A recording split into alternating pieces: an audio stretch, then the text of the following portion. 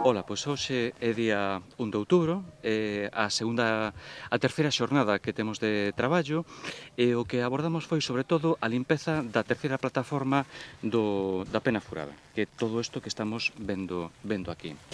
É especialmente interesante a terceira porta tallada na rocha, perfectamente ben identificável unha vez que temos as dúas primeiras e que está no mesmo eixo de simetría, co podio, ca segunda e cada primeira porta que neste momento quedaría para máis abaixo. É sumamente interesante porque hai unha especie de receptáculo de local de estancia que dá contra o Monte do Gato, ese fermosísimo bloco granítico cheo de mámoas, de cabalos e de petrolíferos, unha gran vía de comunicación que está pois, xusto enfrente, non? Por aquilo que se decía da relación dos santuarios cos montes, bueno, pois igual aquí temos algo dese tipo. Pero ben, se a semana pasada insistimos moito no carácter simbólico deste lugar, que é evidente polo tema dos foxos, das portas, de escultura da Moura, o que temos esta semana é ultrapasar todo iso.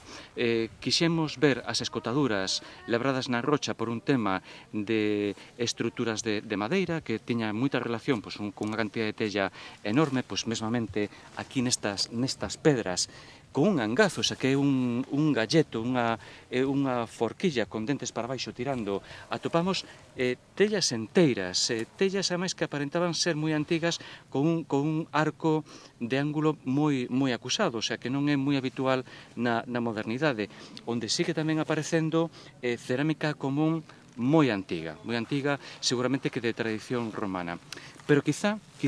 o máis salientável sexa que temos espazos construídos. Nesta terceira plataforma, simplesmente coa técnica de limpeza vegetal, e repasando simplemente con un paletín a pouca biomasa que queda encima, descubrimos esta traza preciosa de un muro enorme, perfectamente ben alineada, que ten aquí un remate e que sigue para arriba. E onde vemos por unha parte o derrube deste lado, onde temos tamén identificado tellas, e o derrube, lóxicamente, para esta parte de aquí, asociado, que está colmatando, tapando, ocultando, o que temos chamado cuarta porta, identificada por este machón e este outro, que é evidente,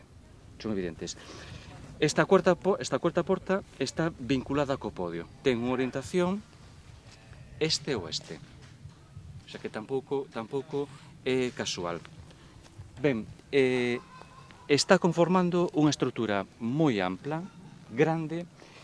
de función incerta. Eu non sei neste momento se realmente se trata dunha pequena estrutura de contención, de que o que pretende é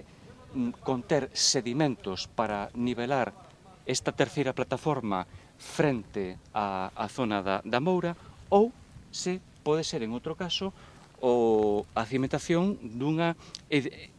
edificación cuxos restos de cubrición pois son esas cerámicas, esas tellas que estamos atopando tan abondosas.